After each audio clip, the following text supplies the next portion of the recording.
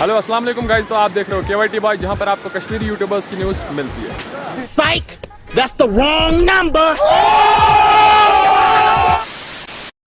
अस्सलाम वालेकुम गाइस, आप देख रहे हो केवाईटी बॉय, जहाँ पे आपको कश्मीरी यूट्यूबर्स की न्यूज़ देखने को मिलती है। आज मेरे पास जो है काफ़ी सारी न्यूज़ है, तो इसलिए वीडियो को एंड तक देखते रहिए।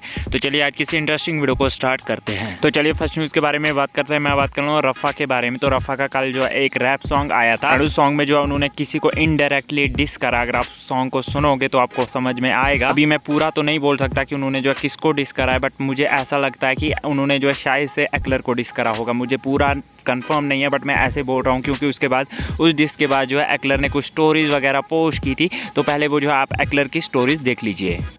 तु छो ना तिम सब्लिमिनल शॉट छ दिवान पत येल टकोर छु गसान पत छु करान पुलिस फोन, हेलो पुलिस अस बगैरक अस बचैतो बे छु पन्निस पांच गैंगस्टर वनान सगला अस वनान तो यिमें नफरन मोंड एक के छी